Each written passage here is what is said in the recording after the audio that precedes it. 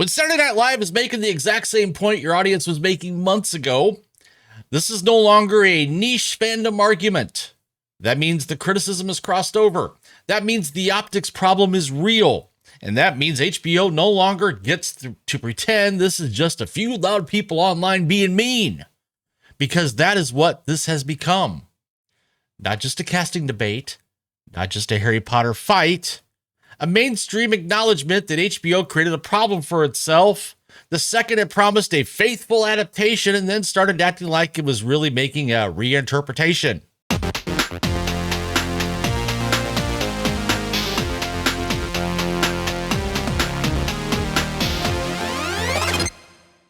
Welcome back to The Critical Nerd. If you're new here, this channel is where we keep our expectations low and our receipts high. And today, we need to talk about what just happened with HBO's Harry Potter series.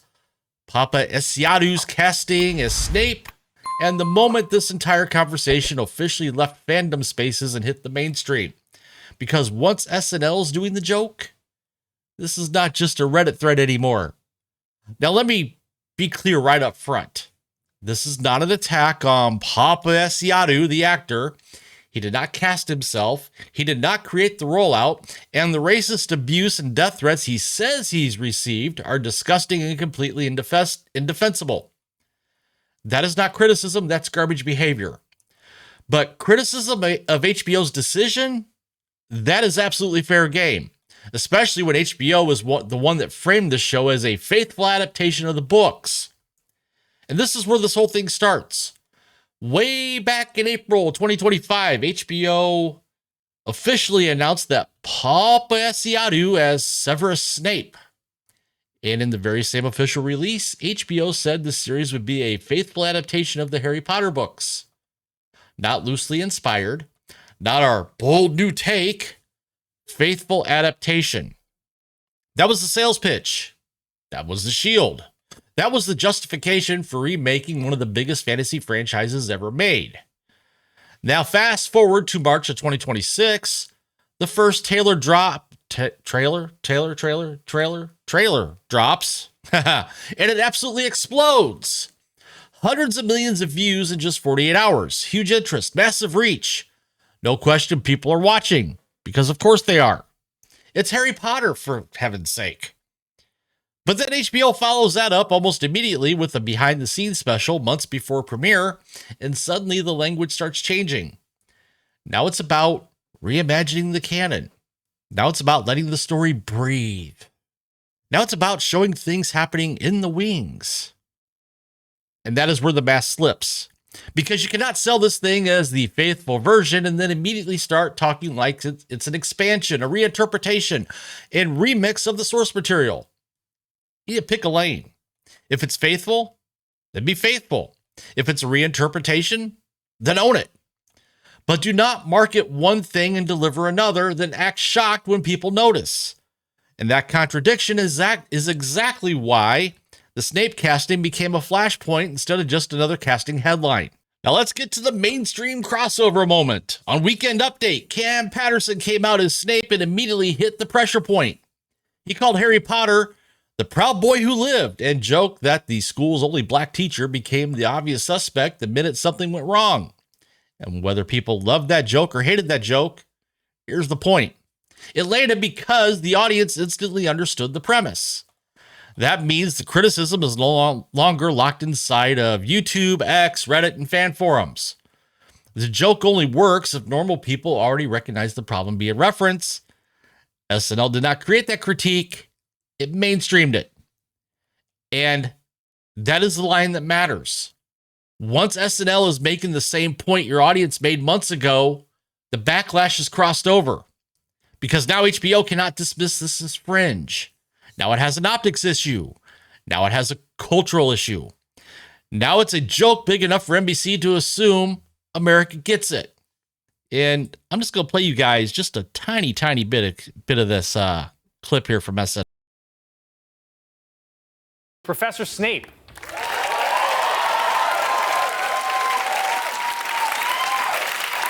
Good evening, Mr. Jost. Well, hello, Professor Snape. Now I'm playing. I don't talk like that, bro. I love the Jamaican accent. That's awesome. That's a great touch. It's called code switching. Cody is switching him. Right. Well, how was your year at Hogwarts? And then the accent just all of a sudden changed, which is another nice touch. Not great. We got this new kid, his name Harry Potter, and he's racist as hell. Wait a second. Harry Potter is racist? Yes, Harry Potter, or the proud boy who lived, spent the whole year telling everybody that the school's only black teacher was secretly evil. There it is. Hit the nail on the head, gotta say. So, again, NBC gets it. And this is where the conversation gets more interesting. The weakest version of this debate is just fans are mad because they changed how Snape looks. Well, try again. Because changing Snape here changes how the story reads. That's the key. That's the spine. That's the whole ball game. Think about book 1. Harry shows up at Hogwarts and spends the entire year convinced Snape is the villain. In this version, the audience is now watching Harry fixate on the school's black teacher as the sinister threat, while the actual bad guy is standing there at a turban with Voldemort on the back of his head. That is why the SNL joke worked. It exposes how one casting change can alter the social optics of the exact same plot beats. And it doesn't stop there, because this problem compounds as the series goes on. The Marauders material gets uglier. Snape's childhood gets darker. His humiliation, resentment, radicalization, and eventual double agent arc all carry a different charge once you make this specific character change while still claiming fidelity to the original story. Because now HBO has a choice. Either the writers acknowledge the altered racial optics and start writing around them, which means they are no longer doing a straightforward, faithful adaptation, or they ignore the implications completely and hope the audience does not notice. And that is not going to work after a national comedy show just turned the whole thing into a punchline. That is why this matters. Not because the internet was mean, not because a few fans complained, because HBO may have changed one of the emotional and thematic readings of the most important long arc characters in the franchise while still insisting this is the faithful version.